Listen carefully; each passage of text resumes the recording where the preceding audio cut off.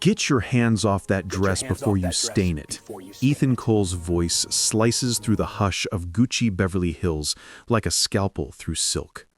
The pregnant woman freezes, her fingers still grazing the midnight blue gown, $20,000 of hand-sewn crystals catching the boutique's surgical light. "Excuse me?" Kayla Morgan turns slowly, her 7-month belly a quiet declaration beneath a simple black dress that cost $49 at Target. "You heard me. That costs more than your car, probably your house."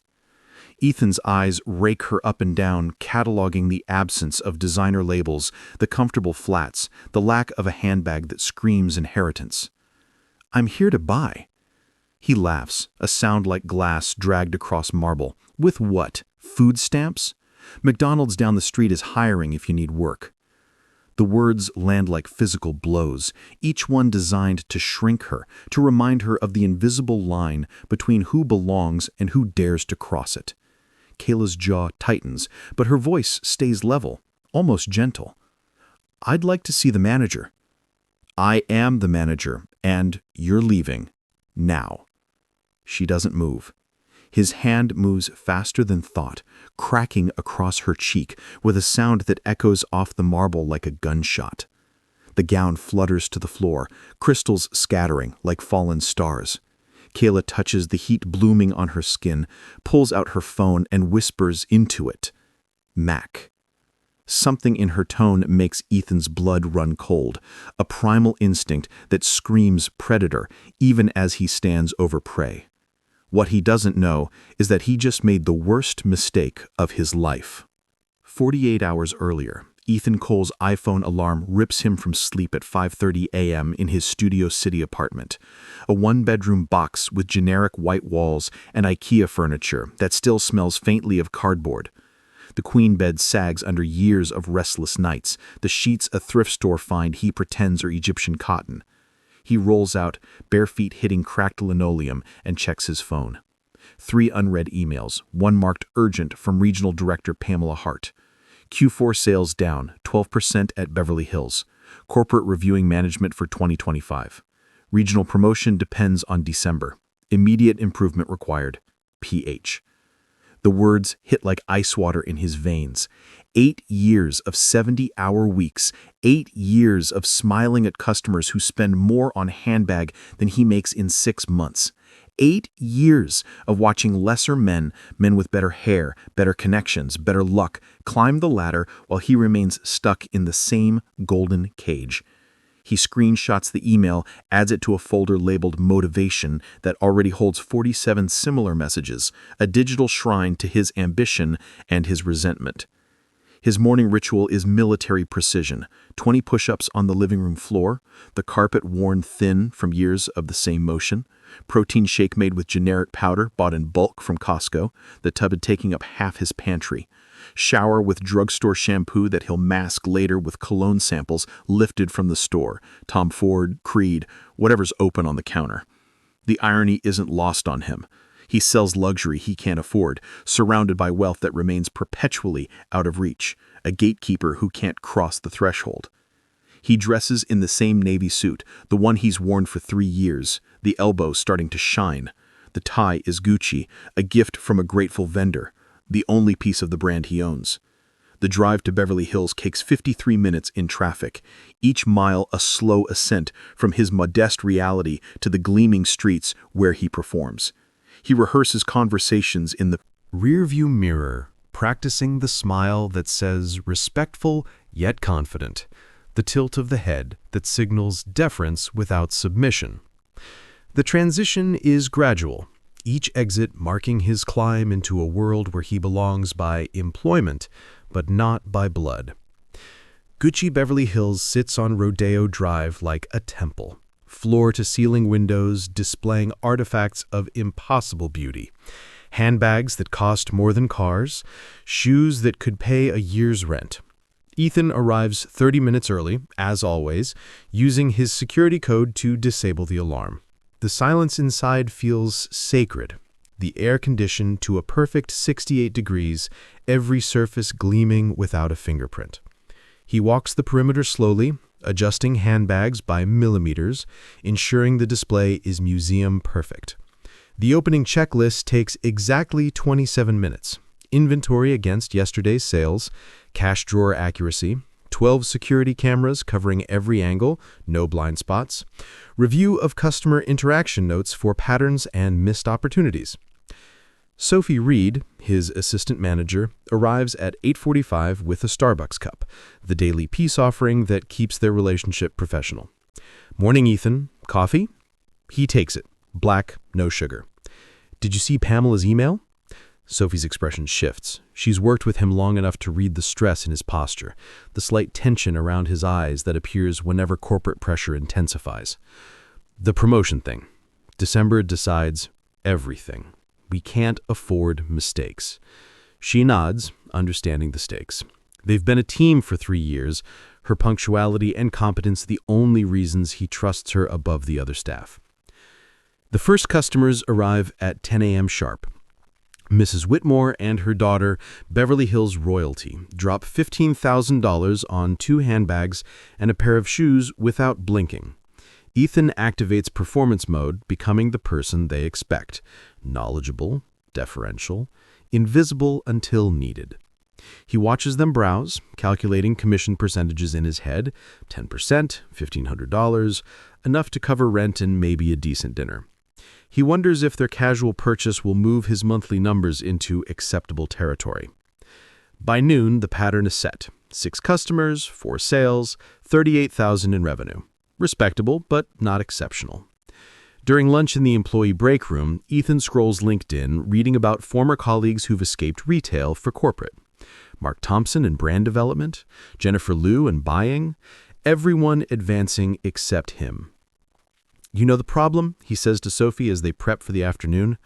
"The clientele is changing. People who can't afford to be here, treating this place like a tourist trap." Sophie looks uncomfortable but stays silent. She's learned to navigate his frustrations without engaging the subtext.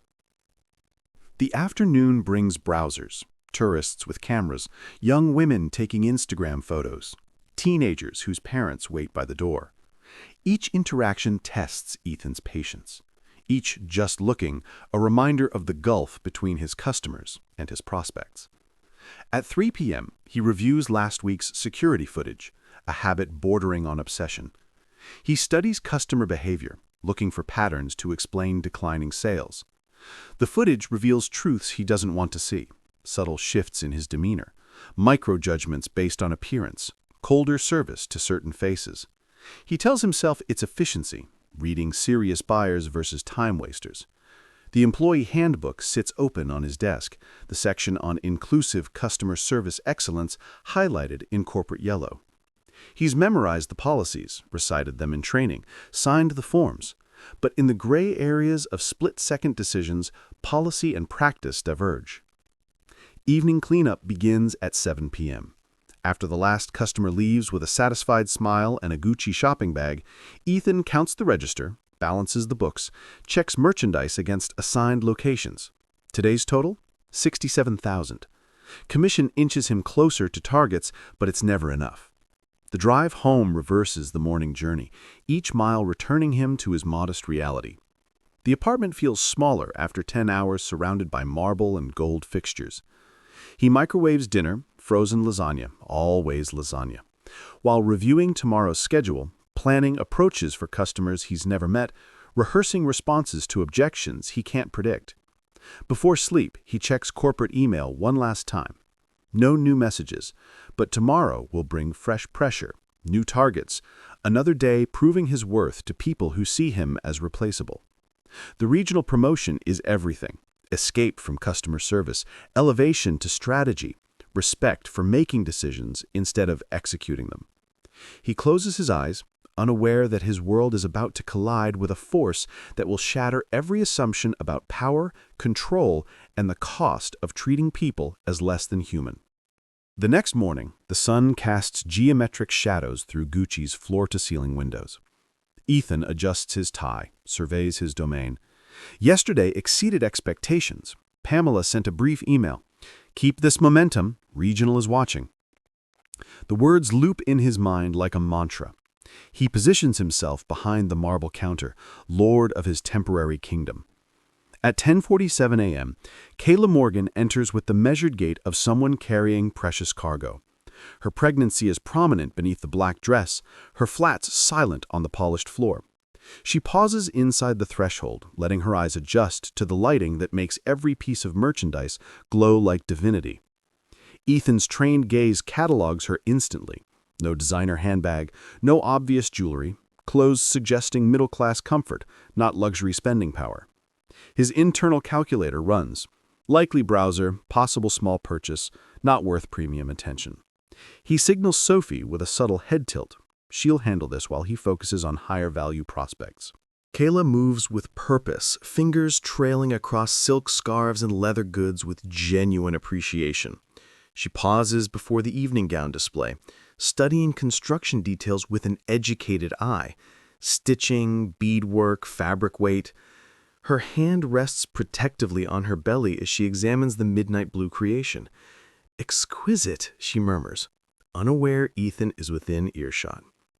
Sophie approaches with professional warmth. Good morning. Can I help you find anything specific? I'm looking for something elegant for a charity gala Saturday. Something that accommodates, Kayla gestures to her pregnancy, my current situation. Ethan's interest sharpens. Charity galas mean serious money, the kind of events where his wealthy customers showcase new purchases. But the disconnect between Kayla's appearance and the implied financial commitment triggers skepticism. He's seen this before, people attending events above their station, renting or borrowing what they can't buy.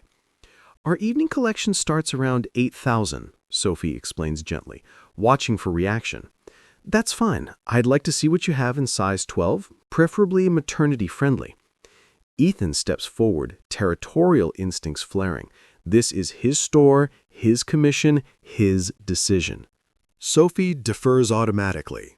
Ma'am, I should mention our evening wear requires significant alterations for maternity fitting, typically 2 to 3 weeks. Saturday is... He pauses, checking his Rolex. 4 days away. Kayla's expression stays composed, but something flickers in her eyes. Not embarrassment, but calculation. I understand the timeline. Money isn't the constraint here. The phrase triggers Ethan's defenses. In his experience, people who say money isn't an issue are usually the ones for whom it's the primary obstacle. Wealthy customers never need to announce their capacity. They simply purchase. I appreciate your interest, but these pieces require careful consideration. The gown you are examining costs $18,000 plus alteration fees, plus rush charges for weekend completion. We're looking at potentially $25,000 for one evening's wear. I understand the investment, Kayla says, her voice carrying quiet authority that unsettles Ethan's confidence. He decides to test her. May I see identification and a credit card? Our policy requires verification for purchases above $15,000.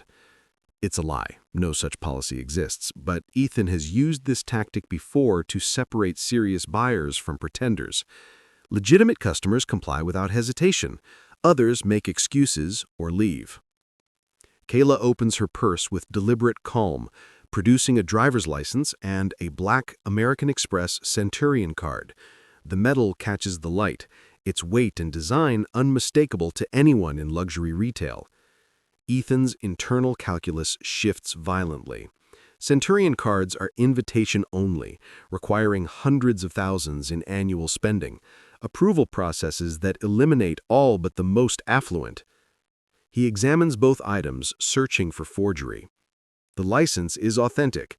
Kayla Morgan, Beverly Hills most exclusive zip code. The card shows natural wear, no tampering.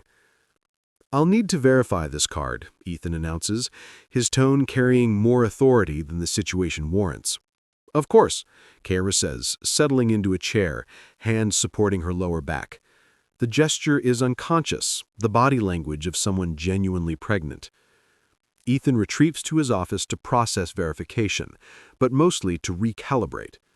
The Centurion card signals legitimate wealth, but its presence on someone who doesn't project traditional luxury markers creates cognitive dissonance. His worldview depends on visual cues aligning with economic reality. When they diverge, his training suggests suspicion. The credit verification returns positive in 30 seconds. No limit displayed. Recent 5-figure purchases across Beverly Hills, New York, Paris. Payment history flawless. The data confirms what Ethan doesn't want to acknowledge. This customer can buy anything in his store. He returns to find Kayla responding to business emails on her phone. Her posture and manner suggest executive responsibility. The disconnect between his initial assessment and the evidence creates tension he resolves through continued skepticism. The card verifies, but I'm concerned about the alteration timeline, he says, returning her identification. These aren't off-the-rack pieces. They require specialized fitting. Saturday delivery seems unrealistic. Kayla looks up, and for the first time, Ethan glimpses steel beneath her polite exterior. I'm sure you'll find a way to make it work. The gala is important to me. Her tone suggests that what's important to her tends to happen regardless of obstacles. Ethan feels the first stir of unease, as if he's misjudged not just her wealth, but something fundamental about power dynamics in this room. The afternoon sun shifts, casting longer shadows through the boutique windows. Ethan announces a system issue with high-limit transactions. Kayla's eyebrows rise slightly, the first crack in her composure. I see. What would you suggest? Perhaps a secondary form of payment? Or we could schedule the purchase for when systems are operational. Ethan watches for frustration, fidgeting, excuses. Instead, Kayla produces a Platinum American Express, a Chase Sapphire Reserve, then a Goldman Sachs private client card Ethan has never seen in person. Will any of these work with your system? She asks mildly. The array of premium cards creates an uncomfortable tableau. Each represents exclusive access, the kind of profile that should make Ethan deferential. Yet their presence on someone who doesn't conform to his visual expectations triggers deeper resistance. The issue isn't the specific card, Ethan improvises, his lie growing. It's the processing threshold. Corporate implemented new security protocols for transactions above $20,000, enhanced verification requirements. Kayla shifts, one hand supporting her lower back, the other on her belly. The movement draws attention to her vulnerability. Any reasonable person would offer a chair, water, empathy. Ethan notices, but interprets it as weakness. What verification do you need? She asks. Employment documentation, recent tax returns, bank statements showing sufficient liquidity.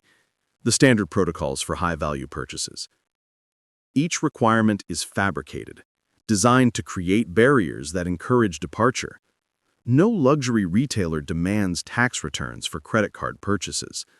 The protocols exist only in Ethan's imagination, weapons to protect his time and commission from customers who don't meet his arbitrary standards. Kayla pulled out her phone and types with swift efficiency. Should I have my accountant send the documents directly, or would you prefer I handle the transfer myself? The response deflates Ethan's strategy. Customers with accountants willing to produce same-day documentation occupy rarefied financial territory. His obstacles are met with resources he didn't anticipate. That won't be necessary, he says quickly, realizing his deception has reached its limit. Let me check with corporate about expediting verification. He retreats again, ostensibly to make inquiries, but actually to regroup. Through the glass partition, he watches Kayla respond to urgent business communications, her phone manner projecting authority, brief, decisive, others waiting for her decisions. Sarah approaches his office door, her expression concerned. Ethan, is everything okay with that customer? She seems legitimate to me. I'm handling it, he responds curtly, dismissing her observation. Sarah's judgment lacks his years of experience reading customers. She sees politeness where he sees deception and social climbing. When he returns, Kayla has moved to examine handbags. The the store's highest margin items. She handles each piece with appreciation for craftsmanship. Hand stitching, leather grain, hardware weight. Her evaluation suggests expertise, not performance. "These are beautiful," she comments, examining a limited edition piece. "Artisanship is exceptional." "That particular bag has a waiting list," Ethan interjects. "It's reserved for our established clientele." Another lie. The bag is available, but Ethan creates artificial scarcity. Exclusivity tests reveal true intentions. Serious customers push back. Pretenders accept dismissal. "I understand," Kayla replies. "Perhaps you could add me to the waiting list." Her response defies expectations. Instead of challenging or providing credentials, she accepts the process. The reaction suggests familiarity with luxury retail protocols, waiting lists, allocation systems. "That would require establishing a purchase history first," Ethan continues, adding layers to his fictional barriers. "The waiting list prioritizes customers with significant annual spending." Kayla's phone buzzes. She glances at the screen, her composure shifting slightly toward focused attention. "Excuse me, I need to take this," she says, moving toward the entrance for privacy. Ethan watches through the window as she conducts a complex negotiation, her body language projecting confidence, hand gestures emphasizing key points, facial expressions providing direction. The conversation lasts several minutes. When she returns, something subtle has changed in her demeanor. "I apologize for the interruption," she says. "Business doesn't always respect personal schedules." "What kind of business?" Ethan asks, curiosity overcoming his pretense of disinterest. Kayla smiles for the first time, and the expression contains depths that make Ethan inexplicably nervous. "The kind that values efficiency and respects people's time." The words carry weight beyond their surface, as if delivering a message. Ethan feels an uncomfortable shift in the room's dynamic, as though the power balance he's assumed might not be what he believed. Outside, afternoon traffic builds on Rodeo Drive, the rhythm of Beverly Hills commerce continuing, while inside the boutique, forces neither participant fully understands align toward collision.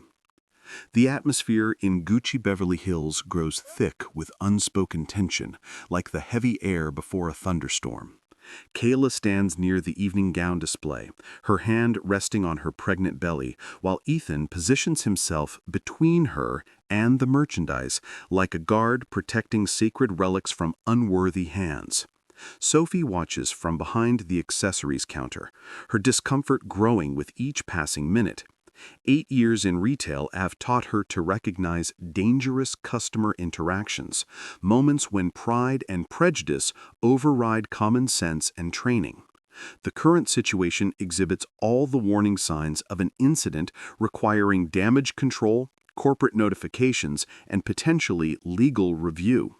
Her instincts scream to intervene, but Ethan's hierarchical authority keeps her frozen. "Ma'am, I think we've reached an impasse," Ethan announces, his voice carrying the finality of someone who believes he holds ultimate authority. "Our verification processes are quite thorough, and rushing them would compromise our security protocols." The lie flows smoothly, polished by years of creating barriers for customers he deems unworthy. He's perfected institutional gatekeeping, using corporate language to mask personal prejudices, transforming discrimination into policy enforcement. Kayla turns slowly, and something in her movement suggests a decision has been reached. Not frustrated retreat, but a shift toward a different engagement. Her posture straightens, despite her pregnancy, projecting authority from a deep reservoir of confidence Ethan has consistently underestimated. "I understand you have procedures," she says, her voice maintaining professional calm, "but I also understand when those procedures are being selectively applied." The accusation cuts through Ethan's pretense with surgical precision. He feels heat rising in his chest. The familiar anger that surfaces when his authority is questioned by people who don't understand the complexity of his position. He spent 8 years mastering luxury retail, navigating corporate demands and customer expectations, developing instincts that separate serious buyers from time wasters. "I don't appreciate the implication," he responds, his professional mask slipping slightly. "I treat all customers according to the same standards. Do you?" Kayla's question carries the weight of someone who has observed his interactions, cataloging differential treatment he considers normal business practice. She's watched him defer to customers with obvious wealth markers, seen the immediate service and respectful attention they received without question or verification. Through the boutique's windows, other customers pass on Rodeo Drive, their shopping bags and casual expressions testament to successful retail experiences elsewhere. Mrs. Whitmore exits Harry Winston with a smile and a distinctive shopping bag, having completed a transaction that likely exceeded Kayla's intended purchase by several multiples. The contrast couldn't be sharper. Two very different retail experiences within the same luxury corridor. "Ma'am, I'm going to have to ask you to leave," Ethan says, his voice rising as his control deteriorates. "You're disrupting other customers." The store contains no other customers. The lie is transparent, desperate, revealing how completely Ethan's rational judgment has been compromised by his need to maintain control over a situation that defies his understanding. His territorial instincts have transformed customer service into a power struggle he's determined to win at any cost. "I'm not disrupting anyone," Kayla replies, her composure contrasting sharply with Ethan's growing agitation. "I'm trying to make a purchase." "A purchase you clearly can't afford," Ethan snaps, his filter failing completely. "This isn't a place for people like you to play pretend." The words escape before his training can contain them, revealing the prejudices that have guided his behavior. Sophie audibly gasps from across the store, recognizing the legal and professional catastrophe Ethan has just created.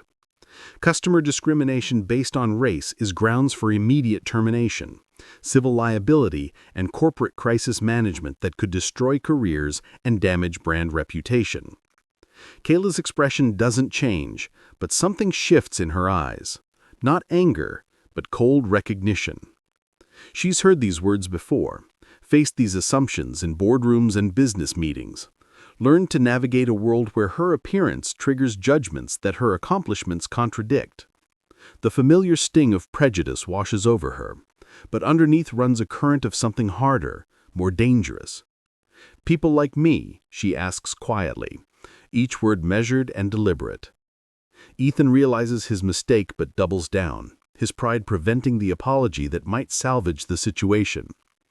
8 years of retail frustration, corporate pressure, and economic anxiety crystallize into this moment of absolute authority over someone he perceives as powerless. People who don't belong in establishments like this.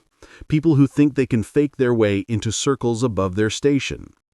His voice grows louder, more aggressive, feeding off his perceived dominance. The accusation echoes through the marble-floored boutique, amplified by acoustics designed to showcase luxury goods rather than contain ugly confrontations. Sophie moves closer, her instincts telling her to intervene before the situation escalates beyond recovery, but her employment status keeps her silent. "Ethan, maybe we should," she begins tentatively. "Stay out of this, Sophie," he orders. His authority over his employee provides the last refuge for his wounded ego. "I'm handling this situation." Kayla steps forward, not aggressively, but with the measured movement of someone who has reached the limits of her patience. Her pregnancy makes the gesture even more powerful, emphasizing the vulnerability of someone who should be receiving protection rather than harassment. The image creates a striking tableau, a pregnant woman facing down institutional prejudice in a temple of luxury consumption. "You have no idea who you're talking to," she says, her voice carrying a warning rather than a threat. "I know exactly who I'm talking to," Ethan responds, his anger overriding every instinct for self-preservation. Someone who thinks showing up with fake credit cards and attitude will get her respect she hasn't earned. The accusation of fraud crosses a legal line, transforming their interaction from poor customer service into potential defamation. Sophie recognizes the shift and pulls out her phone, not to call security, but to document what she believes will require corporate legal review. The situation has moved beyond customer service recovery into crisis management territory. Kayla reaches into her purse and produces her phone, scrolling to a contact that makes her expression soften slightly. For a moment, her professional armor drops, revealing the woman beneath, pregnant, tired, dealing with hormones and physical discomfort while trying to accomplish a simple shopping task that has become a battlefield over basic human dignity. "I'm going to make a phone call," she announces with quiet authority. "When I'm finished, you're going to wish you had treated me with basic human decency." Ethan laughs, a sound devoid of humor and filled with contempt. "Lady, I don't care who you think you know. This is my store, my rules, my decision about who gets to shop here." "Your store?" Kayla's eyebrows rise with genuine amusement. Interesting perspective. She begins dialing, and something about her posture while placing the call triggers alarm bells in Ethan's subconscious. This isn't someone calling for support or validation. This is someone activating resources, initiating processes that will have consequences he cannot predict or control. Her body language projects the confidence of someone accustomed to having her calls answered immediately, her requests prioritized, her problems solved efficiently. "Don't waste my time with whatever performance you're planning," Ethan says, but his voice carries less conviction than before. When Kayla attempts to move toward the store's entrance for privacy during her call, Ethan makes the decision that will define both their futures. He steps directly into her path, using his physical presence to intimidate a pregnant woman into compliance with his arbitrary authority. The gesture represents the ultimate abuse of his positional power, threatening someone in a vulnerable condition to maintain psychological dominance. "You're not going anywhere until we resolve this," he declares, his voice shaking with adrenaline and misplaced righteousness. The confrontation has attracted attention from pedestrians outside the boutique's windows as they witness what appears to be harassment of a pregnant customer by store management. Several people pull out phones, recognizing the potential significance of documenting what unfolds next. Sophie realizes that whatever happens will occur under public scrutiny, with witnesses and recording devices capturing every moment for potential social media distribution. Kayla looks up at Ethan, her expression shifting from patience to something harder, more final. "Move," she says simply, the word carrying absolute authority. "Make me," Ethan responds, the playground taunt revealing how completely his professional judgment has been abandoned in favor of primitive dominance displays. When Kayla takes a step forward, not aggressively, but with the quiet determination of someone who will not be physically intimidated, Ethan's hand moves faster than his brain can process consequences. The slap connects with her cheek with a sound that echoes through the boutique like a gunshot. The crack of palm against skin seems to freeze time itself in a moment of absolute moral clarity.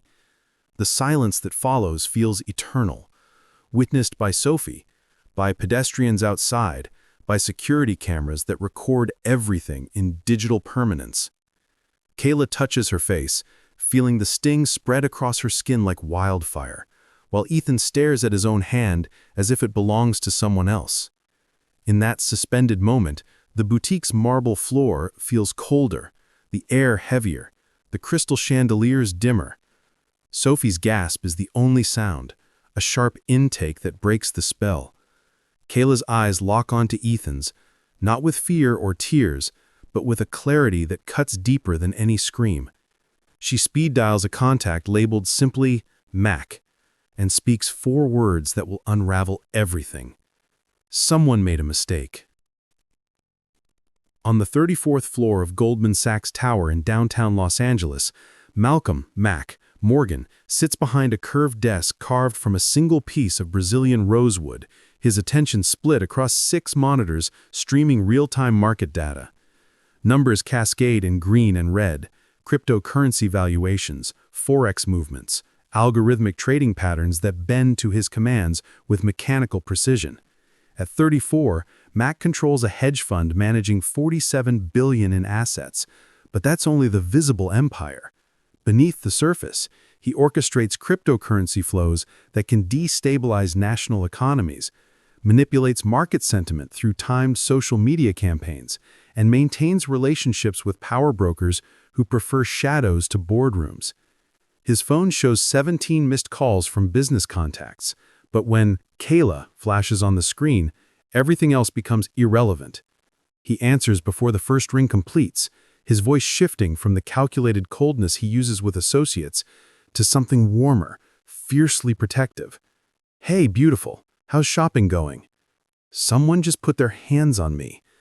The words hit Mac like a sledgehammer. His body goes rigid, every muscle tensing as his mind processes the implications.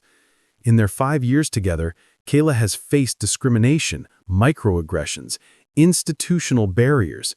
But physical violence crosses a line that transforms his response from economic pressure to something personal, permanent. Where? Who? His voice is deadly calm, the kind his enemies have come to dread. The boutique-style Stella is that cleans the restrooms will not remember the scene. Kayla looks up at Ethan, her expression shifting from patience to something harder, more final. "Move," she says simply, the word carrying absolute authority. "Make me," Ethan responds, the playground taunt revealing how completely his professional judgment has been abandoned in favor of primitive dominance displays. When Kayla takes a step forward, not aggressively, but with the quiet determination of someone who will not be physically intimidated, Ethan's hand moves faster than his brain can process consequences. The slap connects with her cheek with a sound that echoes through the boutique like a gunshot. The crack of palm against skin seems to freeze time itself in a moment of absolute moral clarity. The silence that follows feels eternal, witnessed by Sophie, by pedestrians outside, by security cameras that record everything in digital permanence. Kayla touches her face, feeling the sting spread across her skin like wildfire, while Ethan stares at his own hand as if it belongs to someone else. In that suspended moment, the boutique's marble floor feels colder, the air heavier, the crystal chandeliers dimmer. Sophie's gasp is the only sound, a sharp intake that breaks the spell. Kayla's eyes lock onto Ethan's, not with fear or tears, but with a clarity that cuts deeper than any scream. She speed dials a contact labeled simply Mac, and speaks 4 words that will unravel everything. Someone made a mistake. On the 34th floor of Goldman Sachs Tower in downtown Los Angeles, Malcolm Mac Morgan sits behind a curved desk carved from a single piece of Brazilian rosewood, his attention split across 6 monitors streaming real-time market data. Numbers cascade in green and red, cryptocurrency valuations, forex movements, algorithmic trading patterns that bend to his commands with mechanical precision. At 34, Mac controls a hedge fund managing $47 billion in assets, but that's only the visible empire. Beneath the surface, he orchestrates cryptocurrency flows that can destabilize national economies, manipulates market sentiment through timed social media campaigns, and maintains relationships with power brokers who prefer shadows to boardrooms. His phone shows 17 missed calls from business contacts, but when Kayla flashes on the screen, everything else becomes irrelevant. He answers before the first ring completes, his voice shifting from the calculated coldness he uses with associates to something warmer, fiercely protective. "Hey, beautiful, how's shopping going?"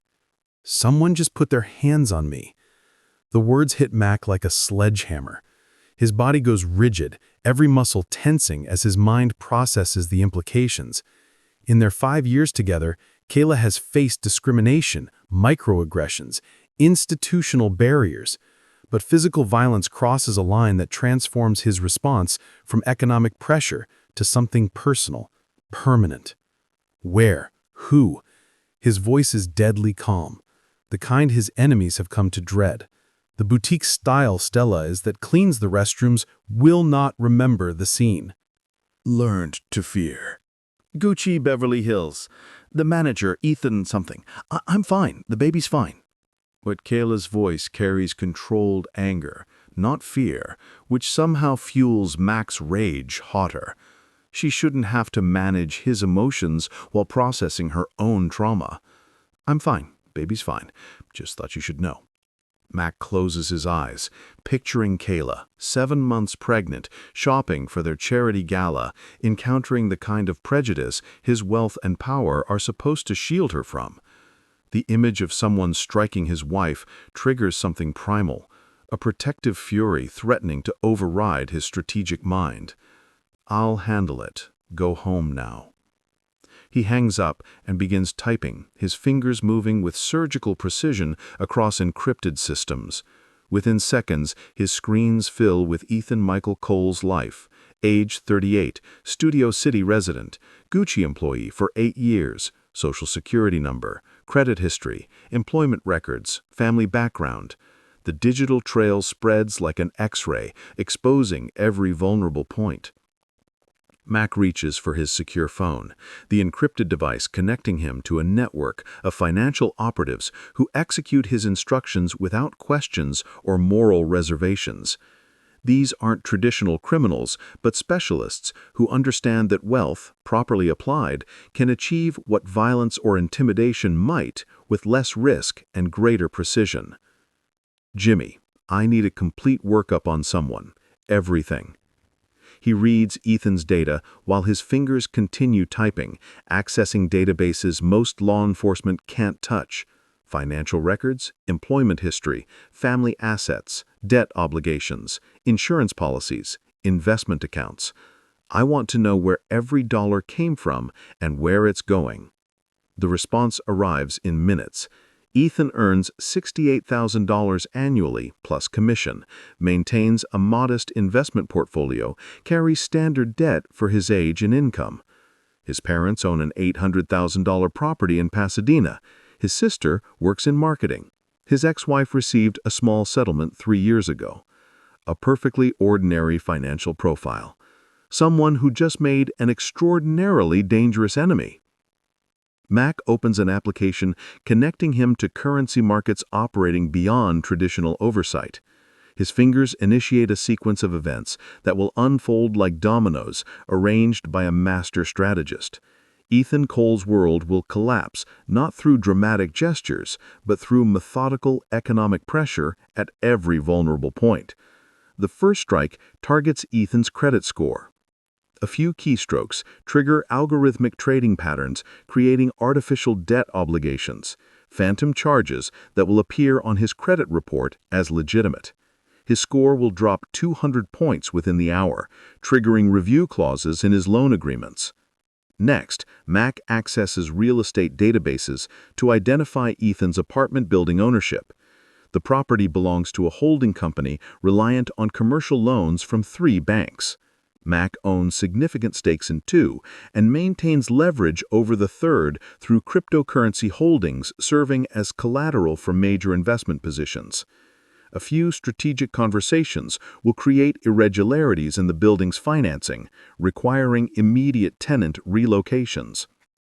His personal phone buzzes with a text from Kayla, "Home safe, love you." The message provides temporary relief, confirming she's out of danger, but refocuses his attention on the systematic destruction he's orchestrating. This isn't revenge, it's ensuring Ethan's actions have consequences proportional to their moral gravity. Someone who would strike a pregnant woman lacks the judgment to manage property or represent luxury brands. Mac opens communication channels to 3 private investigation firms specializing in corporate due diligence. By evening, they'll compile comprehensive reports on Ethan's professional history, identifying any pattern of discriminatory behavior to support legal action or corporate intervention. His final call is to Pamela Hart, Gucci's regional director. Mac has never met Pamela personally, but his firm manages pension funds for several luxury retail companies, and his political donations support trade policies benefiting their operations. These connections create leverage operating below obvious corruption while ensuring his concerns receive immediate attention. Pamela, this is Mac Morgan. I believe we have mutual friends in the luxury retail space. The conversation lasts 3 minutes. Mac explains that his pregnant wife was assaulted at the Beverly Hills location by a manager named Ethan Cole. He doesn't make threats or demands. He provides information and expresses disappointment that such incidents reflect poorly on brands he's financially connected to through investment vehicles. Pamela's response is immediate and decisive. She'll launch an internal investigation within hours, review security footage, interview witnesses, and take action to protect both the customer and the company's reputation. She understands that incidents involving pregnant women create liability exposure no luxury brand can ignore. Mac hangs up and leans back, watching numbers flow across his screens. The financial mechanisms he's set in motion will operate with mathematical precision, each component designed for maximum impact while maintaining plausible deniability.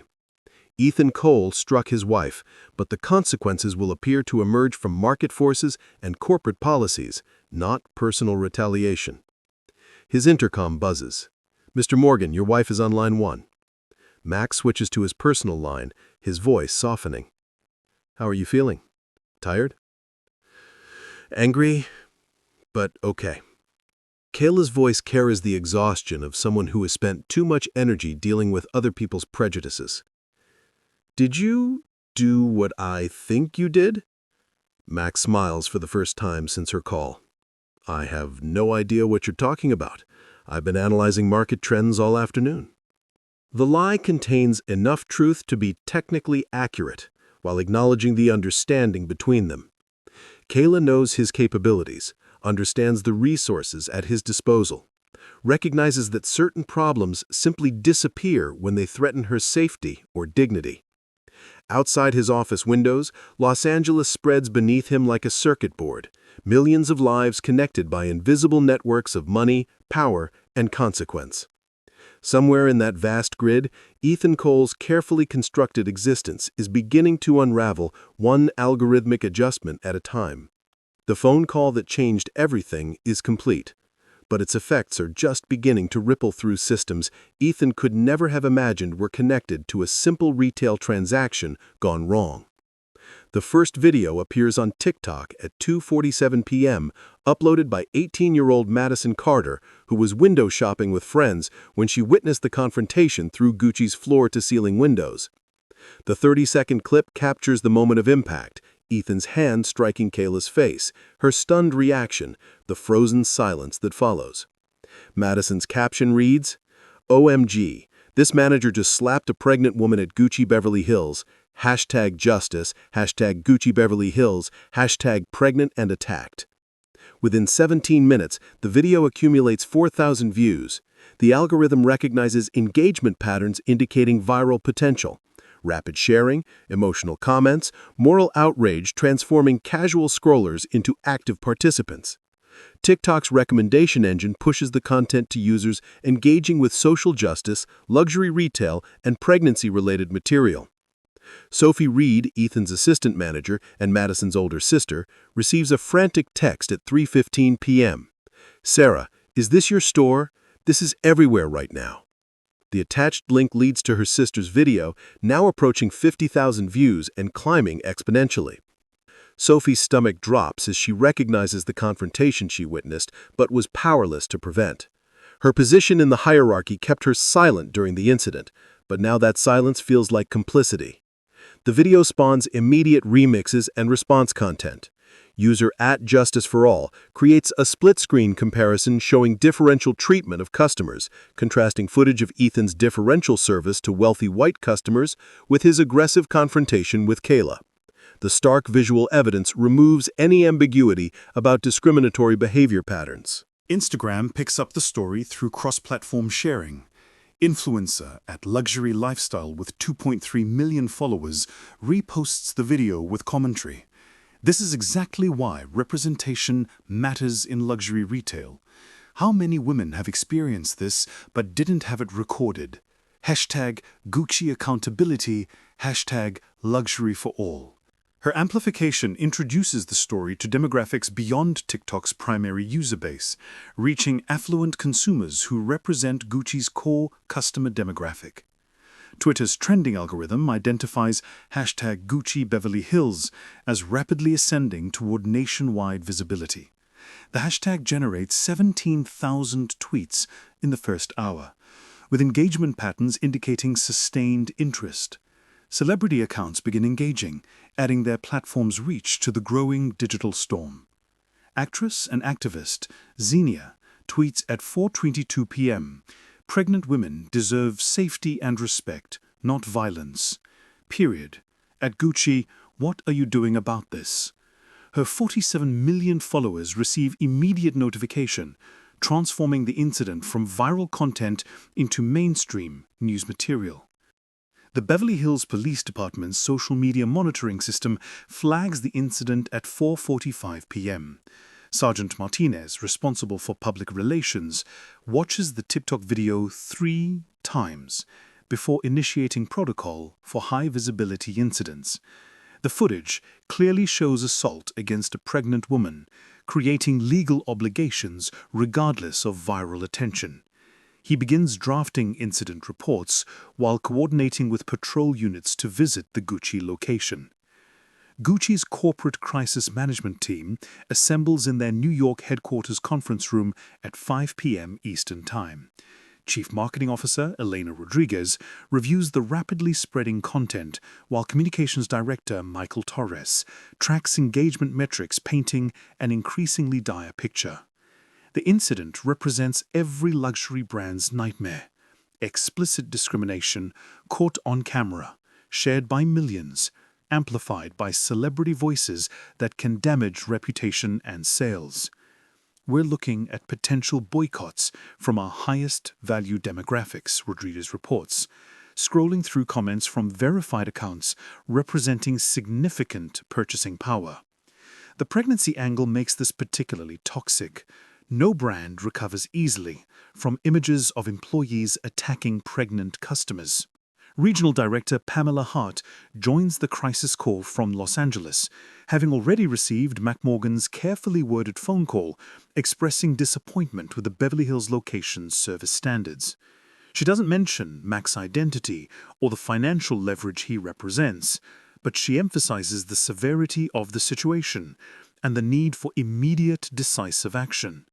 "I've reviewed the security footage," Pamela reports. "The customer remained professional throughout the interaction. Our manager escalated without justification and ultimately committed assault. We have no defensible position here." Meanwhile, the digital storm continues expanding across platforms. Reddit's r/public freakout thread about the incident generates 12,000 comments within 2 hours, with users conducting amateur investigations into Ethan's background, employment history, and social media presence. The crowdsourced research reveals previous customer complaints about discriminatory treatment, creating a pattern that transforms an isolated incident into evidence of systemic problems. YouTube content creators begin producing reaction videos, analysis pieces, and commentary that extends the story's life cycle beyond the typical 24-hour viral cycle. @Social Justice Daily releases a 15-minute breakdown titled "The Psychology of Retail Racism: Why Luxury Stores Enable Discrimination," which accumulates 300,000 views by evening. Local Los Angeles news stations pick up the story for their 6 p.m. broadcasts. KTLA leads with "Pregnant Woman Assaulted at Beverly Hills Gucci Store," featuring the TikTok footage alongside interviews with retail discrimination attorneys explaining the legal implications. The transition from social media content to traditional news coverage legitimizes the incident and expands its reach to demographics less active on digital platforms.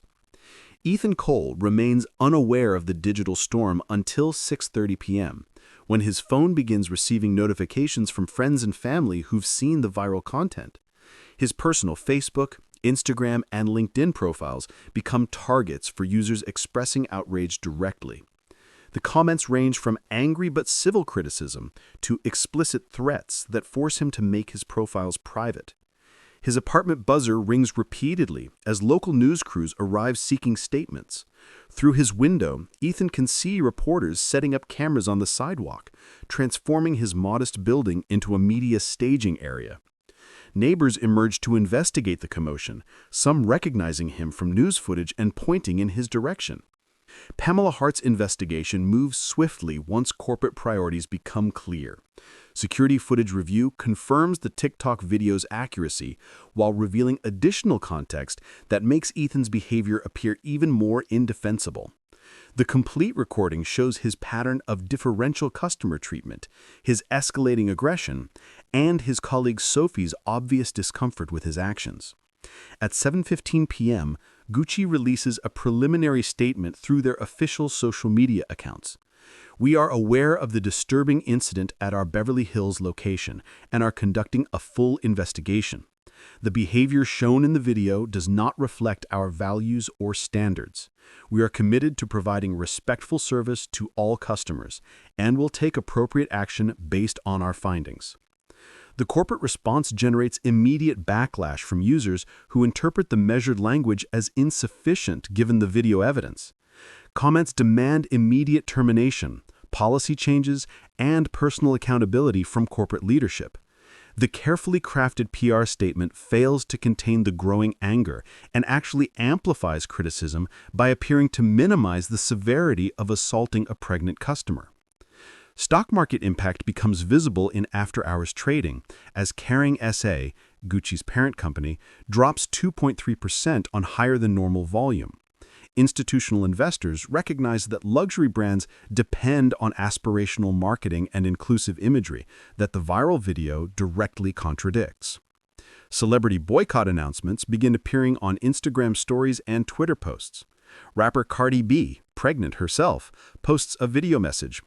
"Any brand that lets their employees put hands on pregnant women don't deserve our money, period." Her announcement triggers additional celebrity responses, creating a cascade effect that threatens to transform individual outrage into organized economic pressure. By 9 p.m. Pacific time, hashtag Gucci Boycott joins hashtag Gucci Beverly Hills as a trending topic, with users sharing screenshots of deleted shopping apps, canceled orders, and returned merchandise. The economic impact extends beyond individual purchasing decisions to influence corporate partnerships, celebrity endorsements, and retail relationships representing millions in annual revenue.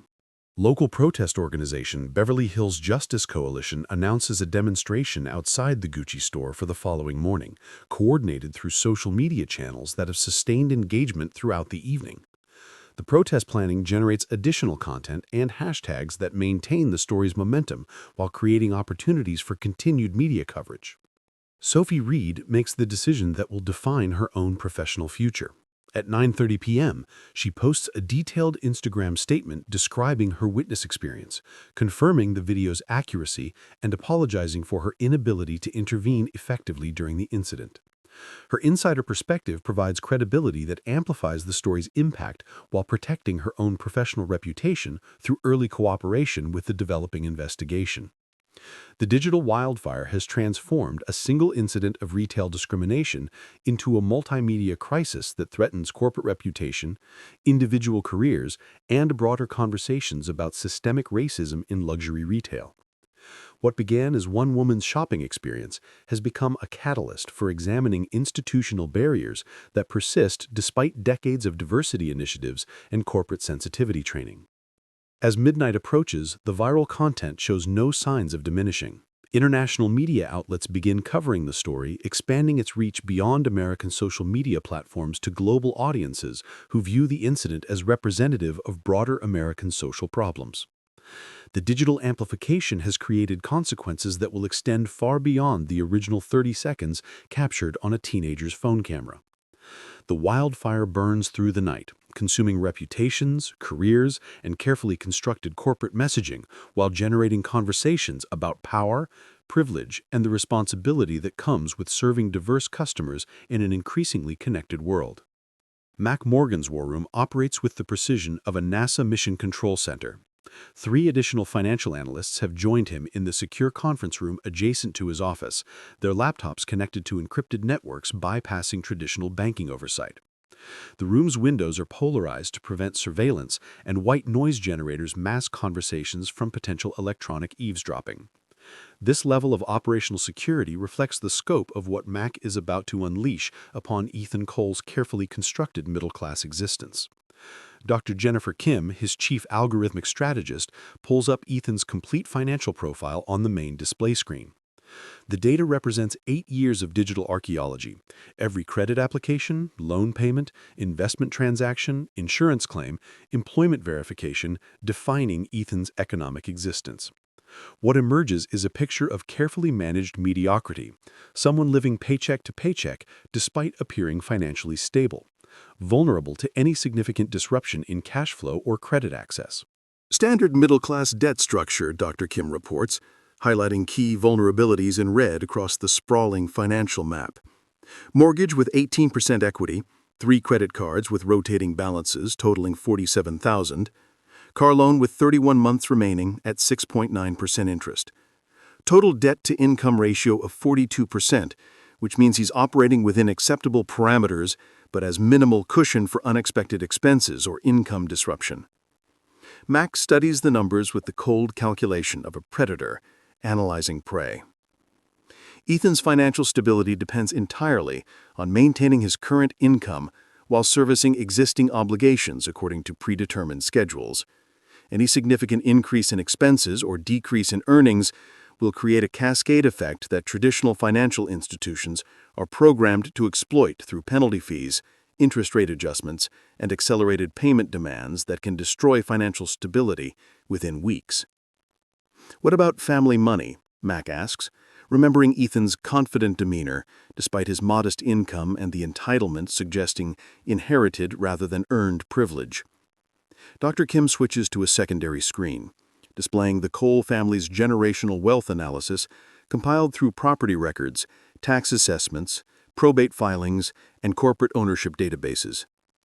Parents own property in Pasadena valued at $800,000, but it's leveraged through a home equity line of credit they've been drawing against for 3 years to maintain lifestyle standards. Sister's marketing job provides stable but not exceptional income. Grandmother's trust fund was depleted in 2019 to cover medical expenses. The family presents well but operates on tight margins with declining assets. The revelation satisfies Mac's understanding of class dynamics in Los Angeles. The Coles represent old California money diluted across generations, maintaining social appearances while struggling with the economic realities of inherited property taxes, maintenance costs, and lifestyle expectations exceeding actual earning capacity. They possess the arrogance of wealth without its current reality. Begin with credit disruption, Mac instructs, his voice carrying the quiet authority of someone accustomed to moving millions with simple commands. I want his credit score to drop below 500 within 4 hours through legitimate algorithmic adjustments. The strategy exploits algorithmic vulnerabilities in credit reporting systems that prioritize automation over human verification. Dr. Kim initiates a series of phantom transactions, appearing as legitimate debt obligations, utility deposits for addresses Ethan has never visited, insurance policies for vehicles he doesn't own, subscription services his digital profile suggests he might purchase, medical payment plans for procedures his insurance should have covered.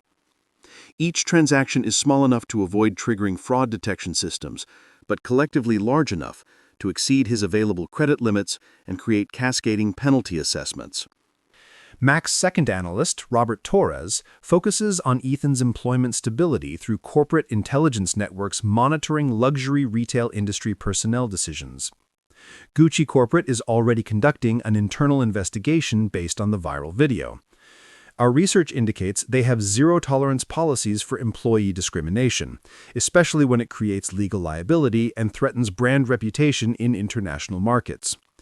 Accelerate their timeline, Mac orders. I want the corporation to have comprehensive documentation of Ethan's pattern of discriminatory behavior by tomorrow morning, presented in a format that supports immediate termination and potential criminal referral.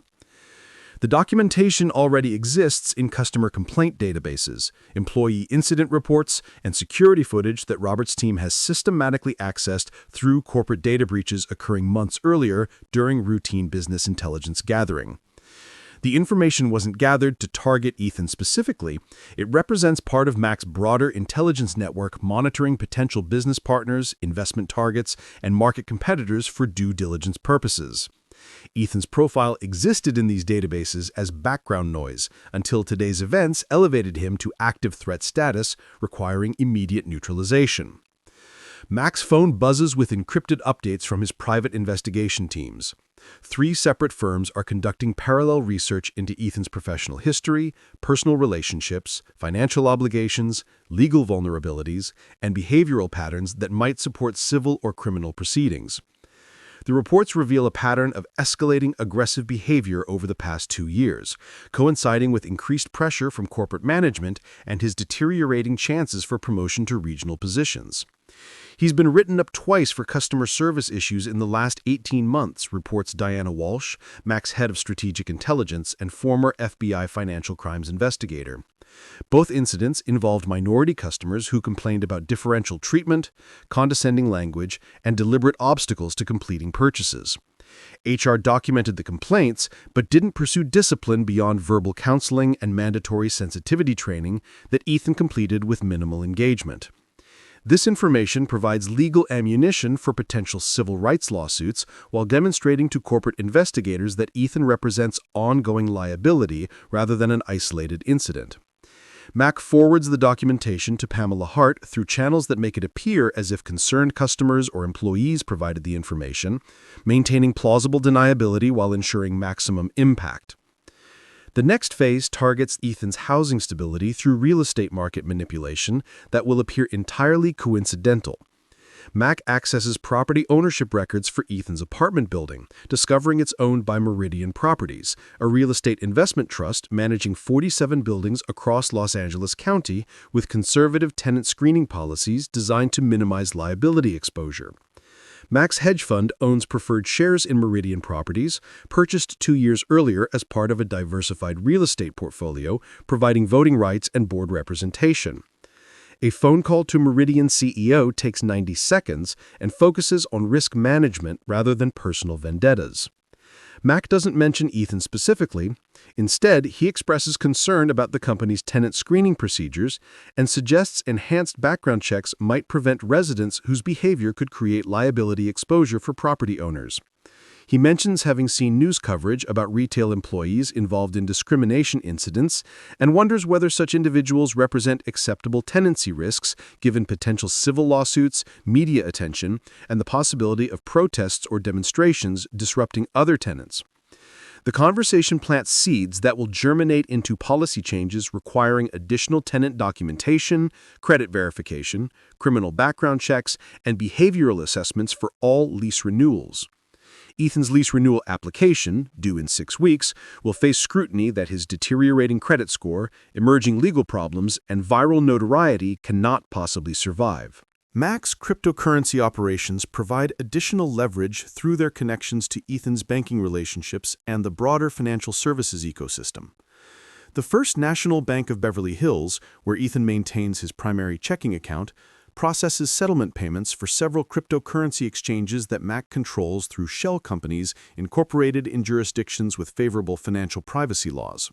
A few strategic transactions create artificial volatility in their crypto settlement accounts, forcing the bank to implement enhanced fraud monitoring protocols that automatically flag accounts showing unusual activity patterns.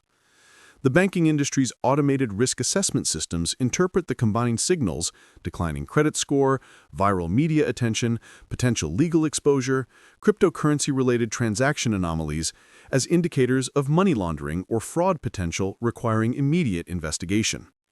Ethan's accounts are automatically flagged for enhanced monitoring that will freeze transactions above $500 pending manual review, create holds on direct deposits until source verification is completed, and require in-person identity confirmation for any significant banking activities.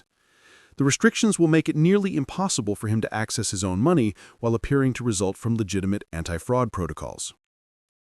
Dr. Kim provides real-time updates on the credit destruction campaign as algorithms continue working through the night. His FICO score has dropped to 547 as of 11 p.m.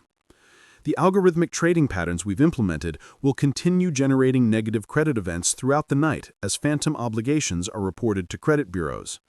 By morning, he'll be below 480, which triggers automatic reviews of all his existing credit facilities and potential immediate payment demands. The mortgage company's automated systems will receive notification of Ethan's credit score decline at 6 a.m. through industry-standard credit monitoring services, initiating a mandatory financial review process requiring updated employment verification, income documentation, asset statements, and potentially immediate payment of outstanding balances if his financial stability appears compromised.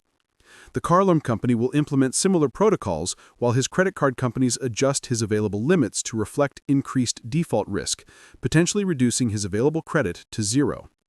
Mac opens secure communication channels with 3 different law firms specializing in civil rights litigation with track records of successful discrimination settlements against major corporations. He doesn't provide specific case details. Instead, he mentions having learned about a potential discrimination incident involving a pregnant client and suggests the firms might want to conduct proactive outreach to ensure the victim receives appropriate legal representation for what could be a significant federal civil rights case. The lawyers recognize the opportunity presented by a viral discrimination incident with clear video evidence, a sympathetic victim, a corporate defendant with deep pockets, and media attention that will pressure settlement negotiations. Within hours, they'll be contacting Kayla with offers of free legal consultation, transforming what might have remained a personal grievance into a federal civil rights lawsuit with potential for significant monetary damages and systemic policy changes. Robert Torres reports progress on corporate pressure campaigns designed to ensure Ethan's termination occurs in the most damaging possible manner. Pamela Hart has scheduled an emergency meeting with Gucci's legal department for 8 a.m. tomorrow. The documentation we've provided gives them grounds for immediate termination and potential criminal referral to local prosecutors for assault charges. The termination seems inevitable, but Mac wants to ensure Ethan's employment ends in a way that maximizes future legal and financial consequences. Make sure they understand the importance of documenting everything properly for potential litigation support. They need to create records that show Ethan was a known problem employee whose behavior was inadequately addressed. His instruction ensures that Ethan's personnel file will contain detailed records of policy violations, customer complaints, and behavioral patterns that support civil rights claims while protecting Gucci from accusations of inadequate supervision or training. The documentation transforms Ethan from a former employee into a liability that the company will aggressively distance itself from through cooperation with any legal proceedings.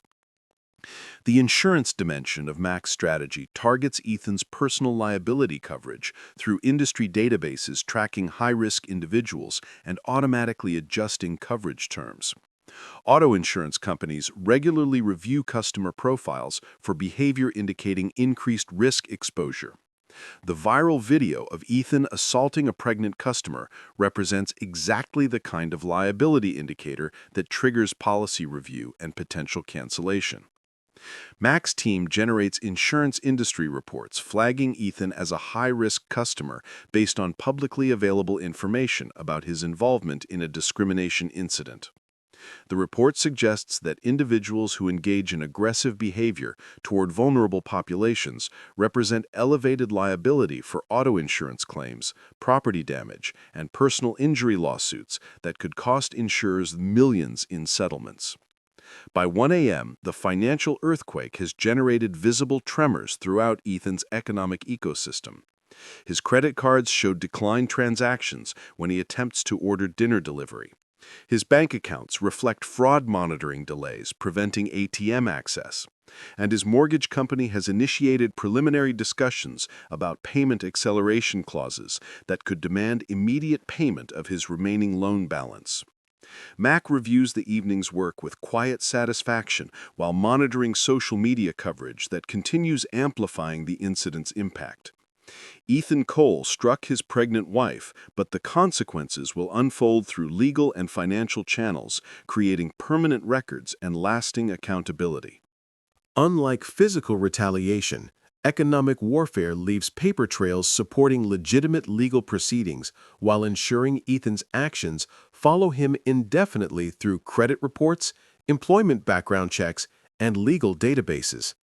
Phase 2 begins tomorrow morning, Mac announces to his team as they prepare to continue monitoring overnight algorithmic operations. I want real estate transactions, employment opportunities, and business relationships to become increasingly unavailable to Mr. Cole. Nothing illegal, nothing directly traceable, just the natural consequences of being identified as someone who assaults pregnant women. The strategy recognizes that modern accountability operates through interconnected systems of credit, employment, housing, and social networking that can isolate individuals more effectively than traditional punishment while maintaining legal and ethical boundaries. Ethan's viral notoriety will make him unemployable in luxury retail, uninsurable for personal liability, and unrentable in any property managed by companies concerned about tenant behavior and potential legal exposure. The Beverly Hills Police Department receives the first formal complaint at 6:23 a.m. when Detective Sarah Mills arrives to find 17 voicemails demanding investigation into the assault captured on viral video. Detective Mills, a 15-year veteran specializing in hate crimes and civil rights violations, reviews the TikTok footage while sipping coffee that has already gone cold. The evidence is unambiguous. A retail manager striking a pregnant customer requires immediate investigation regardless of social media attention. She drives to Gucci Beverly Hills at 7:45 a.m., arriving before the store opens to find 3 news vans already positioned across the street. The reporters recognize the significance of police involvement, transforming what began as viral outrage into a criminal investigation with potential federal civil rights implications. Detective Mills notes the security cameras positioned throughout the store's exterior and interior, recognizing that comprehensive video evidence will either corroborate or contradict the social media footage. Pamela Hart arrives 30 minutes early for her emergency meeting with corporate legal, her stomach churning as she reviews the documentation that mysteriously appeared in her inbox overnight. The files contain customer complaint records spanning 18 months, employee incident reports she doesn't remember seeing, and behavioral pattern analysis painting Ethan Cole as a systematic discriminator rather than someone who made a single poor decision. The legal team's conference call begins at 8 a.m. sharp, with participants from New York headquarters, Los Angeles regional office, and external counsel specializing in employment law and civil rights litigation. Chief Legal Officer Margaret Foster reviews the overnight developments with growing alarm. Viral video with millions of views, celebrity boycott announcements, police investigation initiated, and documentation suggesting the company failed to address known discriminatory behavior. We're looking at potential liability in multiple jurisdictions, Foster explains to the assembled team. Federal civil rights violations, state assault charges, employment discrimination claims, and possible negligent supervision if we can demonstrate that management knew about his behavior patterns and failed to take corrective action. Pamela presents the overnight documentation with carefully neutral language that doesn't reveal her suspicions about its convenient timing and comprehensive nature. These records suggest Mr. Cole has been written up for customer service issues involving minority customers, but the corrective actions were limited to verbal counseling and mandatory training that apparently didn't modify his behavior.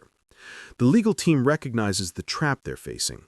Inadequate documentation makes them appear negligent, but comprehensive records suggest they knew about problems and failed to prevent escalation.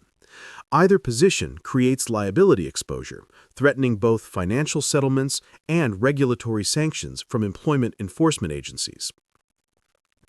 Meanwhile, Ethan Cole's morning begins with a series of financial catastrophes that seem unrelated but collectively create an impossible situation. His mortgage company calls at 7:15 a.m., requesting immediate employment verification due to irregularities in his credit profile. His car loan servicer follows at 7:32 a.m. with similar demands. By 8 a.m., All 3 of his credit cards have been suspended pending fraud investigation. His bank account shows a hold on his direct deposit pending source verification, effectively freezing his access to the paycheck he received 2 days earlier. The automated customer service system provides no explanation beyond enhanced security protocols and transfers him to fraud prevention specialists, who aren't available until business hours. Sophie Reed arrives at work to find Detective Mills waiting in the parking lot. The detective's questions focus on witness testimony about the previous day's incident, but Sophie recognizes that her responses will determine both the investigation's direction and her own professional survival. She provides a detailed, honest account that confirms the viral video's accuracy while emphasizing her attempts to de-escalate the situation. Mr. Cole became increasingly agitated throughout the interaction, Sophie explains, choosing her words carefully. The customer remained professional and calm, but he seemed to interpret her composure as defiance or disrespect. When she tried to leave, he blocked her path and became physical.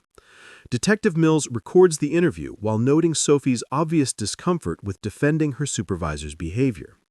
The assistant manager's testimony provides corroboration that transforms the incident from a he-said-she-said dispute into documented assault with credible witness verification. Corporate investigators arrive at 9 a.m. to conduct their internal review while the store remains closed to customers. Security footage from 12 different camera angles provides comprehensive documentation of the entire incident, revealing details the viral video couldn't capture.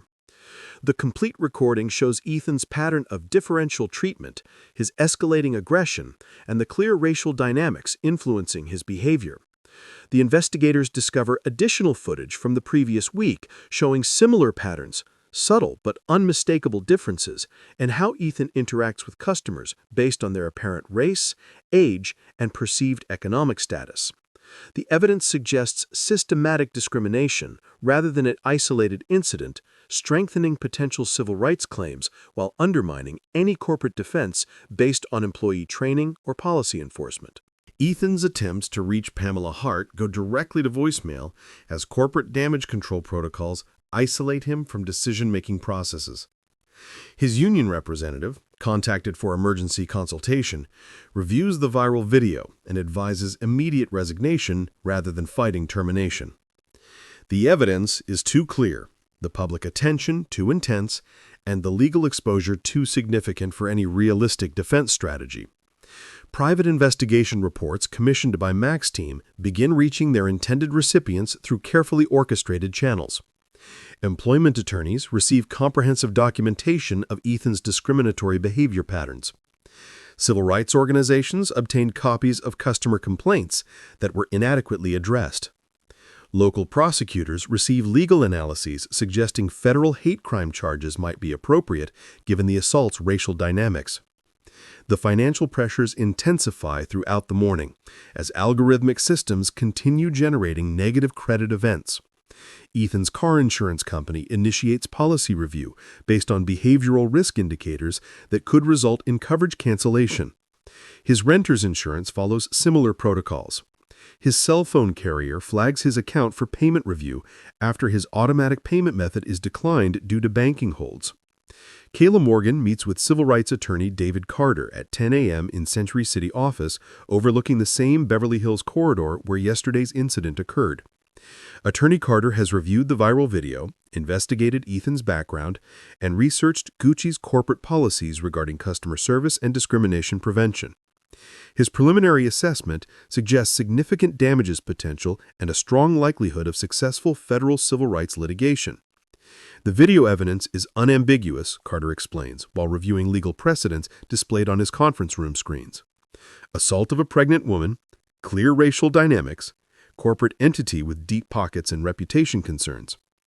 The challenge will be demonstrating that this represents systematic discrimination rather than individual misconduct. The legal strategy focuses on pattern evidence that transforms Ethan's behavior from isolated incident into institutional failure. Carter's team has already identified similar complaints against other luxury retailers, suggesting industry-wide discrimination problems that federal enforcement agencies might want to address through comprehensive settlements and court-supervised policy changes. Corporate headquarters reaches the inevitable conclusion by 11 a.m.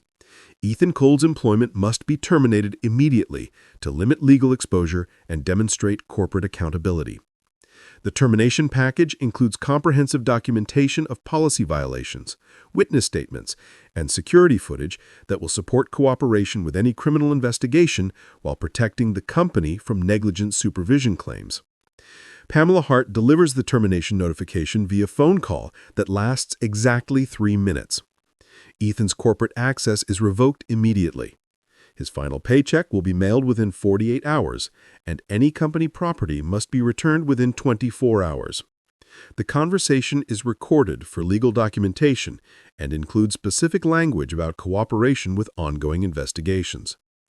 Ethan's response shifts from shock to anger to desperate negotiation attempts that reveal his growing understanding of the forces arrayed against him. This is about one incident, he argues, one mistake that got blown out of proportion by social media. I've been a loyal employee for 8 years. Mr. Cole, the investigation has revealed a pattern of behavior that violates company policy and creates legal liability.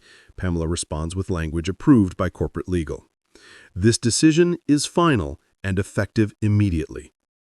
The termination triggers additional financial consequences through unemployment insurance complications, health insurance loss, and professional reference problems that will make future employment in retail management nearly impossible.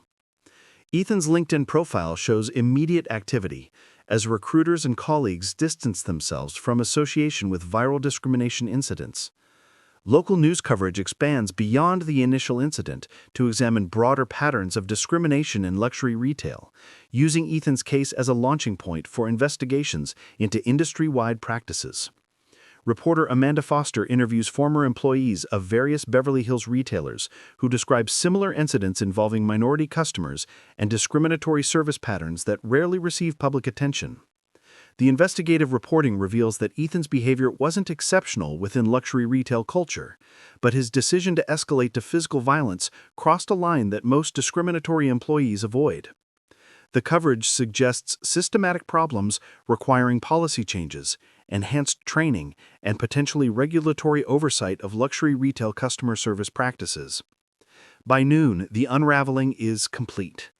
Ethan Cole has lost his job, his financial stability, his professional reputation, and potentially his freedom if criminal charges are filed. The comprehensive nature of his downfall appears to result from market forces and institutional responses to viral accountability, but the speed and thoroughness suggest coordination that he cannot comprehend or counter. Detective Mills completes her preliminary investigation with recommendations for assault charges and potential hate crime enhancements based on the racial dynamics evident in the security footage. The case file will be forwarded to the District Attorney's Office for prosecution decisions, while federal investigators review potential civil rights violations that could result in additional charges. The viral video that started as customer outrage has evolved into comprehensive accountability through legal, financial, and professional channels that ensure lasting consequences. Ethan's attempt to exert power over someone he perceived as vulnerable has resulted in the complete destruction of his own power and status, demonstrating that in an interconnected world, abuse of authority can trigger responses far beyond the original victim's ability to seek individual justice. The investigation's findings will be compiled into reports that support civil litigation, criminal prosecution, and corporate policy changes designed to prevent similar incidents. What began as one man's prejudice has become a case study in how viral accountability can transform isolated discrimination into institutional reform, ensuring that the consequences extend far beyond individual punishment to create systematic change. The unraveling is complete, but its implications will continue rippling through luxury retail industry practices, legal precedents, and social media accountability mechanisms that make abuse of power increasingly costly for those who believe their authority protects them from consequences. The Beverly Hills Hotel's Crystal Ballroom transforms into a media staging area by 9 a.m. Its opulent chandeliers cast light on equipment that will broadcast Kayla Morgan's first public statement since the viral incident. 47 journalists from local, national, and international outlets arrange cameras and recording equipment, while social media influencers stream live coverage to audiences collectively numbering in the millions. The press conference represents a carefully orchestrated moment of accountability that will define the narrative for ongoing legal and social consequences. Kayla enters at precisely 10 a.m., 8 months pregnant now, her presence commanding immediate silence from the assembled media. She wears a navy blue dress that emphasizes her condition while projecting professional authority. Her appearance is designed to remind viewers that the victim of Ethan Cole's assault was a vulnerable pregnant woman rather than a threatening adversary. Attorney David Carter flanks her left side, while a representative from the Beverly Hills NAACP stands to her right, creating visual symbolism that frames the incident within a broader civil rights context. "Good morning," Kayla begins, her voice carrying the calm authority that Ethan Cole so catastrophically misread 2 days earlier. "I'm here to address the incident at Gucci Beverly Hills and to discuss what it reveals about systemic discrimination in luxury retail environments that affects countless customers who don't have access to the resources that enabled my response." Her opening statement immediately elevates the discussion beyond personal grievance to institutional analysis, positioning her as an advocate for broader change rather than someone seeking individual vindication.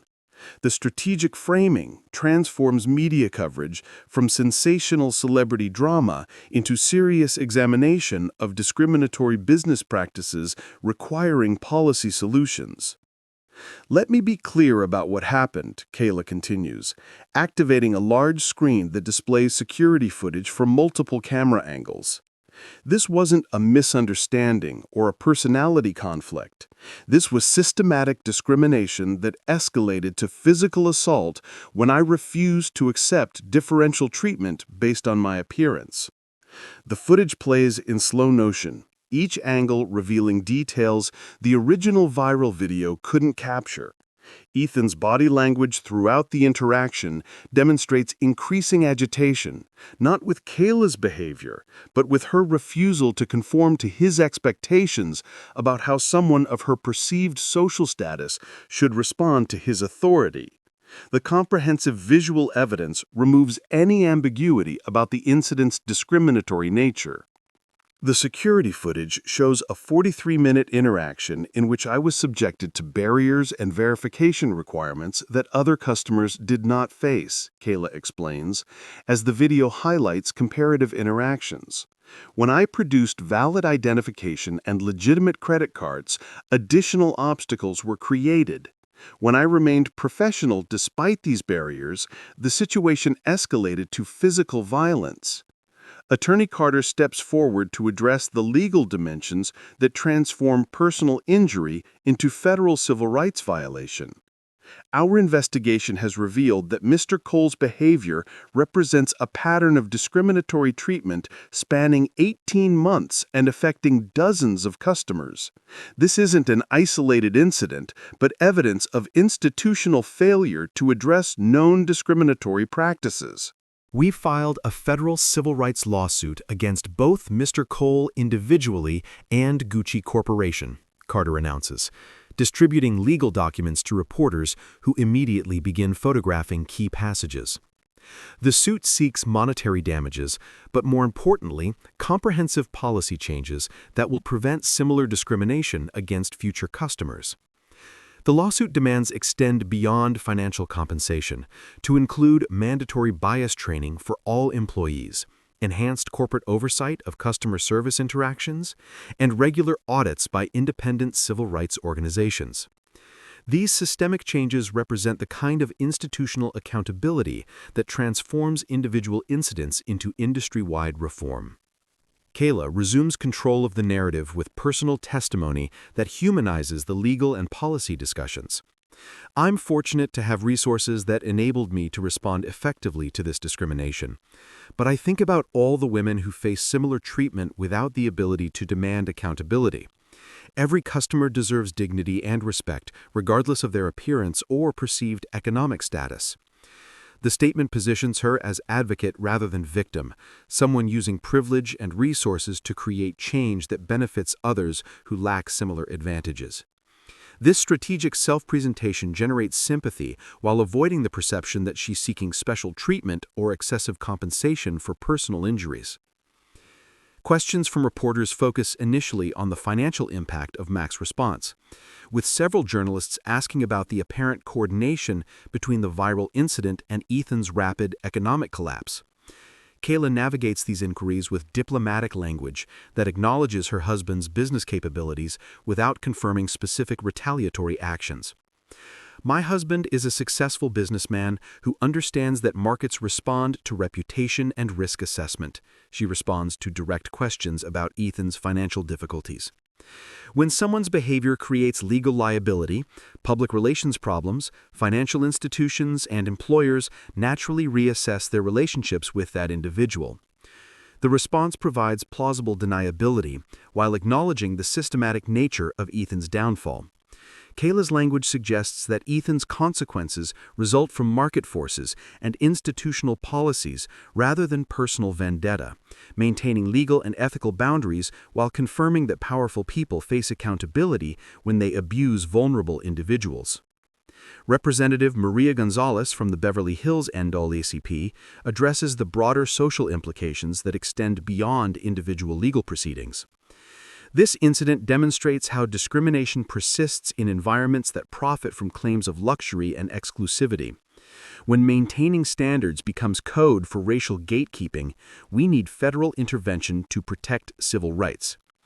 The civil rights framing introduces policy solutions that could affect luxury retail practices nationwide. Proposed legislation requiring federal oversight of customer service training, mandatory reporting of discrimination complaints, and financial penalties for businesses failing to address systematic discriminatory behavior. Social media reaction to the press conference generates immediate trending topics that maintain public attention while shaping political pressure for legislative responses. Luxury accountability and retail justice become platforms for customers to share their own experiences with discrimination in high-end retail environments, creating a crowdsourced database of incidents that support calls for systematic reform. Ethan Cole's attempted response appears on social media 30 minutes after the press conference concludes, a rambling video statement recorded in his apartment that reveals his complete failure to understand the forces he's confronting. His apology focuses on personal stress and corporate pressure, while avoiding acknowledgement of the discriminatory behavior that created legal liability. "I want to apologize to Mrs. Morgan for my unprofessional behavior," Ethan says to his phone camera, his appearance suggesting someone who hasn't slept in 48 hours. "I was under a lot of pressure to meet sales targets, and I made a serious error in judgment that I deeply regret."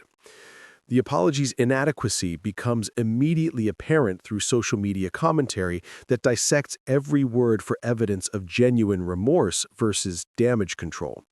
Ethan's focus on his own pressure and stress while minimizing the discriminatory nature of his actions generates additional outrage rather than sympathy, demonstrating his continued failure to understand the moral and legal implications of his behavior. Corporate response from Gucci arrives simultaneously through carefully coordinated statements that distance the company from Ethan's actions, while announcing policy changes designed to prevent similar incidents. CEO Alessandro Michele personally addresses the media via video conference from Milan. His statement combines accountability with forward-looking reform commitments. "The behavior shown in this incident violates every principle that guides our company's relationship with customers," Michele states while flanked by diversity and inclusion executives. "We have terminated Mr. Cole's employment and implemented enhanced training protocols that will ensure all customers receive respectful service regardless of their background or appearance." The corporate response includes specific policy changes that civil rights advocates demanded, mandatory bias training for all customer-facing employees, independent auditing of customer service interactions, and creation of customer advocacy positions within corporate management structure. These changes represent exactly the kind of institutional accountability that transforms individual incidents into systematic protection. Financial market reaction to the press conference demonstrates the economic impact of viral accountability on corporate reputation and stock performance. Kering SA, Gucci's parent company, continues declining in European markets while analysts downgrade luxury retail stocks based on concerns about discrimination liability and potential boycott movements affecting the entire sector. Celebrity engagement amplifies the press conference's impact through social media platforms, reaching demographics beyond traditional news consumption. Oprah Winfrey tweets support for Kayla's advocacy while announcing her intention to use her platform to examine discrimination in luxury retail environments. Rihanna posts Instagram stories showing her own experiences with differential treatment in high-end stores, adding her voice to calls for systematic change. The celebrity amplification transforms the press conference from news event into cultural moment that generates sustained attention and political pressure for legislative responses. Legal experts appearing on cable news programs throughout the afternoon analyzed the federal civil rights lawsuit's potential impact on luxury retail industry practices. Constitutional law professor Rebecca Martinez explains how successful litigation could establish precedents requiring enhanced corporate oversight of customer service training and create financial incentives for preventing discriminatory behavior. This case represents exactly the kind of systematic discrimination that federal civil rights laws were designed to address, Martinez explains during a CNN interview. When companies profit from exclusivity while engaging in racial gatekeeping, federal intervention becomes necessary to protect constitutional rights. The academic analysis provides an intellectual framework for policy discussions while validating the legal strategy that positions individual discrimination within a broader constitutional and civil rights context. As evening approaches, the press conference's impact becomes measurable through social media engagement, news coverage, and corporate policy announcements that extend far beyond the original incident. Kayla's strategic presentation has transformed viral outrage into sustained accountability that generates legal, financial, and policy consequences extending throughout the luxury retail industry. The public reckoning demonstrates how individual incidents can catalyze systematic change when victims possess resources and platforms necessary to demand institutional accountability. Kayla's pregnancy initially made her vulnerable to Ethan's aggression, but her subsequent response has created protection for countless future customers who will benefit from enhanced policies and federal oversight of discriminatory business practices. The press conference concludes with Kayla's final statement that positions current legal proceedings within the broader historical context of civil rights advocacy. Change happens when individuals refuse to accept discrimination as normal business practice. Today's accountability creates tomorrow's protection for everyone who believes that dignity and respect should be universal, rather than privileges reserved for people who look a certain way or carry specific credit cards. The words resonate beyond immediate legal and policy implications to capture the moral transformation that viral accountability can generate when combined with strategic advocacy and institutional resources. What began as one woman's shopping experience has become a catalyst for examining and reforming discriminatory practices that affect millions of customers who deserve equal treatment regardless of their appearance or perceived economic status. 6 months later, the Beverly Hills morning sun casts long shadows across Rodeo Drive as shoppers begin their daily pilgrimage to luxury boutiques now operating under federal oversight and enhanced civil rights protections. The street looks identical to casual observers, but institutional changes implemented after the Gucci incident have transformed the customer experience in ways both visible and subtle. Diversity training certificates hang in employee break rooms. Customer service interactions are monitored by independent auditors, and complaint resolution systems ensure that discrimination reports receive immediate corporate attention. Kayla Morgan emerges from her Tesla Model S in the parking structure beneath Saks Fifth Avenue. Her 3-month-old daughter sleeps peacefully in a carrier designed by engineers who understand both luxury and functionality. The baby's presence transforms Kayla's shopping experience from routine retail transaction into symbolic victory. She now navigates these spaces as both successful customer and protective mother, her very presence representing the changes her advocacy generated. The Saks customer service team recognizes her immediately, not from viral video infamy, but from corporate diversity training materials that use her story as a case study in respectful customer engagement. Store manager Jennifer Kim approaches with professional warmth that appears genuine rather than performative. Her greeting acknowledging Kayla's preferences and shopping history without excessive deference or artificial enthusiasm. Mrs. Morgan, welcome back. How can we assist you today? Jennifer's tone carries the respect that should have been standard practice all along, but required federal intervention and corporate policy changes to become universal across luxury retail environments. I'm looking for something elegant for the Children's Hospital Charity Gala next month, Kayla responds. Her request carries echoes of the shopping trip that triggered systematic change throughout the luxury retail industry. Something that accommodates nursing while maintaining a professional appearance. The interaction proceeds smoothly without verification requirements, credit checks, or artificial barriers that once characterized discriminatory customer service. Jennifer escorts Kayla through the store while providing detailed information about designers, fabrics, and alteration timelines. Her service exemplifies the respectful treatment that corporate training programs now mandate for all customers, regardless of appearance or perceived economic status. Across the street, the Gucci Beverly Hills location operates under new management, following the comprehensive corporate restructuring that resulted from federal civil rights litigation. Ethan Cole's former position has been eliminated in favor of a team-based customer service model that prevents individual employees from wielding discriminatory authority over customer access to merchandise or services.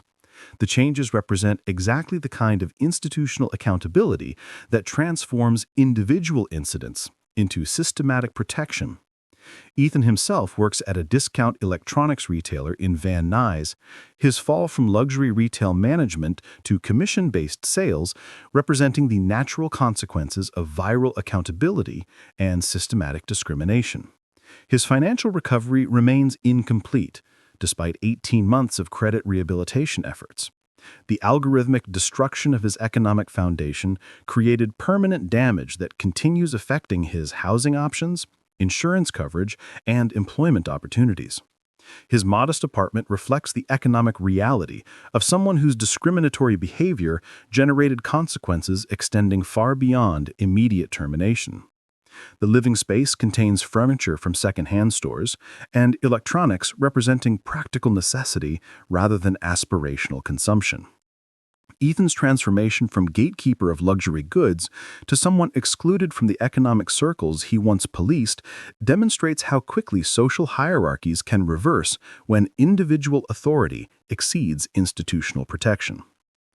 The discrimination incident's legal resolution provided financial compensation that Kayla used to establish the Morgan Foundation for Retail Justice, a nonprofit organization monitoring luxury retail practices and providing legal support for customers experiencing discriminatory treatment. The Foundation's Beverly Hills office occupies space 3 blocks from the original Gucci incident, its location serving as both practical headquarters and symbolic reminder that accountability mechanisms now exist where once only individual vulnerability prevailed. The Foundation director, Dr. Angela Torres, reviews monthly reports documenting discrimination complaints, corporate compliance with federal oversight requirements, and the measurable improvement in customer service equity across luxury retail environments. The data confirms that systematic change is possible when individual incidents generate sustained institutional pressure rather than temporary public attention. Discrimination complaints are down 67% across monitored luxury retailers, Dr. Torres explains during her monthly presentation to Foundation donors and civil rights advocates. More importantly, complaint resolution times have improved by 83%, suggesting that companies are taking discrimination reports seriously rather than dismissing them as isolated customer service issues. The Foundation's success demonstrates how strategic advocacy can transform viral moments into lasting institutional change. Kayla's response to Ethan's discrimination created legal precedents, corporate policies, and federal oversight mechanisms that protect countless customers who lack the resources to demand individual accountability for discriminatory treatment. Mac Morgan continues operating his financial empire from the same Goldman Sachs Tower office where he orchestrated Ethan's economic destruction. But his methods have evolved to focus on systematic rather than individual targets. His current project involves identifying luxury retailers with persistent discrimination patterns and creating economic pressure that encourages voluntary compliance with enhanced civil rights protections rather than waiting for viral incidents to force reactive changes.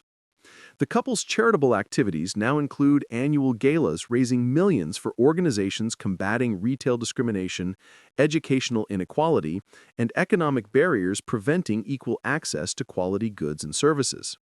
Their wealth, which once served primarily to insulate them from discrimination, now actively works to create systemic protection for others facing similar barriers based on race, gender, pregnancy status, or perceived economic position. This year's Children's Hospital Gala, scheduled for the Beverly Hills Hotel Ballroom where Kayla held her press conference, will feature entertainment by artists who publicly supported the retail justice movement and speeches by civil rights leaders who used the Gucci incident as a launching point for broader discrimination reform efforts. The event represents both charitable fundraising and continued advocacy for the institutional changes that transformed individual trauma into collective protection. The baby in Kayla's arms represents hope for a generation that will grow up in retail environments where discriminatory treatment triggers immediate accountability rather than requiring viral videos and federal lawsuits to generate basic respect for civil rights and human dignity. Her daughter will shop in stores where customer service training emphasizes dignity and equality rather than social gatekeeping and economic discrimination. As Kayla completes her purchase and prepares to leave Saks Fifth Avenue, she pauses to examine the customer service charter displayed prominently near the entrance. The document outlines specific commitments to respectful treatment, complaint resolution procedures, and federal oversight compliance that resulted directly from her advocacy following Ethan's assault. The institutional changes represent victory not just for her individual case, but for every future customer who will benefit from enhanced protection against discriminatory business practices. Walking toward her car while carrying both shopping bags and her sleeping daughter, Kayla embodies the transformation that viral accountability can generate when combined with strategic advocacy and institutional resources. Her shopping trip, routine now but revolutionary in its normalcy, demonstrates how individual courage can create systematic change, extending far beyond personal vindication to generate lasting protection for vulnerable populations. The morning sun continues rising over Beverly Hills, illuminating streets where luxury retail now operates under federal oversight and enhanced civil rights protections. The changes are subtle but profound. Discrimination still exists, but it no longer operates with institutional impunity or individual immunity from consequences. In corporate boardrooms, customer service training programs emphasize dignity and respect as business imperatives rather than optional courtesies. In legal offices, civil rights attorneys monitor retail practices with tools and precedents, making discrimination increasingly costly for businesses prioritizing exclusivity over equality. In federal agencies, federal oversight mechanisms ensure luxury retail environments provide equal access to all customers, regardless of appearance or perceived economic status. The new dawn represents not the end of discrimination, but the beginning of systematic accountability that makes prejudicial treatment increasingly difficult to justify or sustain. What began with one man's violent assertion of social hierarchy has evolved into institutional transformation protecting countless individuals who deserve dignity and respect as fundamental rights rather than privileges reserved for customers conforming to arbitrary demographic expectations. Ethan Cole's moment of discriminatory violence created ripple effects, continuing to expand through legal precedents, corporate policies, and social expectations demanding equality in environments where exclusivity once provided cover for systematic prejudice. The changes ensure that future incidents will face immediate accountability rather than requiring viral videos and federal litigation to generate basic respect for civil rights and human dignity. The story of Kayla Morgan and Ethan Cole demonstrates how individual courage combined with strategic resources and systematic advocacy can transform moments of injustice into lasting institutional change. Every shopping trip, every customer interaction, every moment when dignity is respected or violated contributes to the ongoing struggle for equality in spaces where economic privilege intersects with social prejudice. The new dawn continues rising, illuminating possibilities for a world where luxury and respect are not mutually exclusive, where customer service means serving all customers equally, and where the consequences of discrimination extend far beyond individual incidents to create systematic protection for everyone who believes that dignity should be universal rather than conditional.